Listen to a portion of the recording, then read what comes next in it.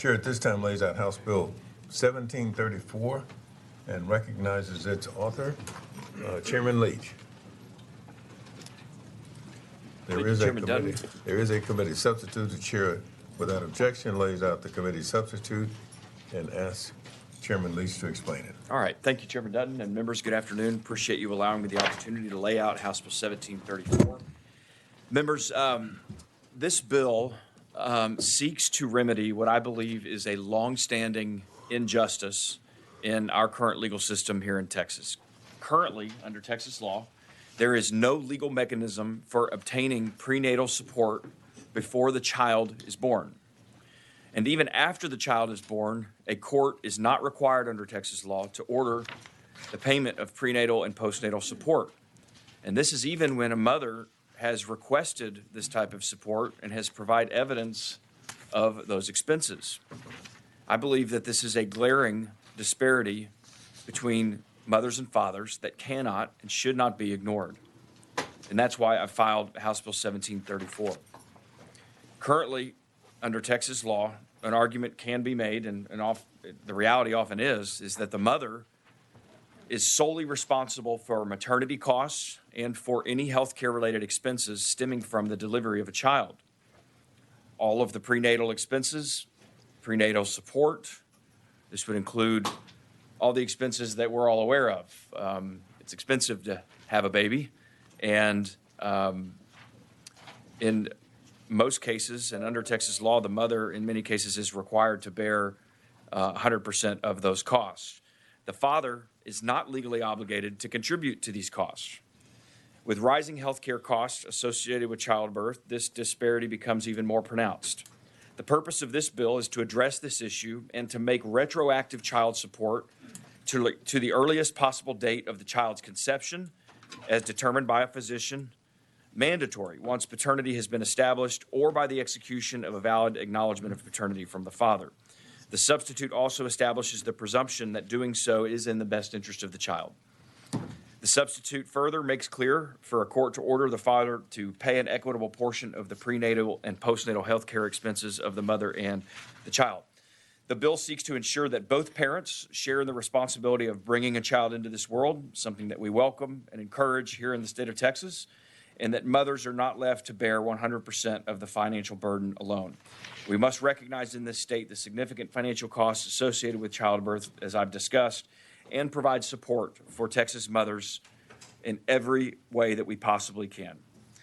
I believe this bill can help us come together and support Texas mothers in word and in deed as they start their families or grow their families, as we require mothers and fathers to share in the financial responsibility of childbirth. I'm happy to answer any questions and would respectfully request the right to close, Mr. Chairman. Thank you. Show Representative Wu present. Are there any questions of Chairman Leach? I'm not sure. Okay. This doesn't grant any rights, either directly or indirectly, to the healthcare provider, does it? What do you mean? I mean, the healthcare provider who provided the benefits for the delivery, would they have any rights established through this? No, I don't believe so. They would, in many cases, if the mother is coming in, let's say, for OBGYN appointments, or if there's more extensive prenatal support that's needed at either a hospital, most of the time, if the mother comes in, and our expert witness can correct me if I'm wrong, the mother is billed directly for those costs. Maybe her insurance company is as well. Right. What this would allow to happen is for the mother, who is right now is 100% responsible for those costs, to request via court order the father to share in those costs. Right.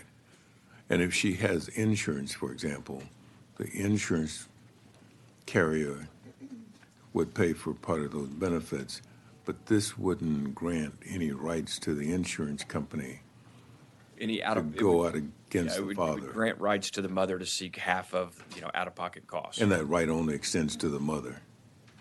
That is correct. Yes. Okay. All right. And the other thing I guess I wondered is, does it does it pretend that all births will have a confirmation of the father, of who the biological father is? Because in order to attach that person Sure. for the cost of medical care, you got to confirm that that's the father.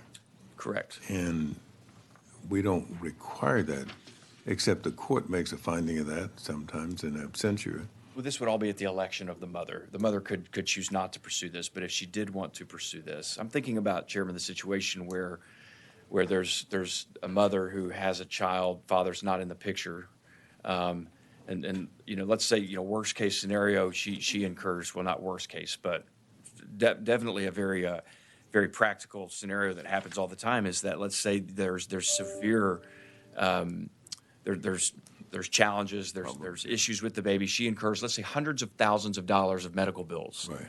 Right now, under Texas law, there is no provision whereby even after the baby's born, she could go seek retroactive child support, knowing who the father is.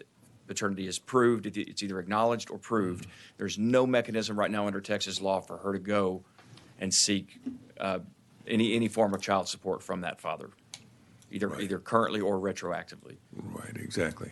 But I guess the only thing I was wondering, and maybe I'm just thinking this through my head,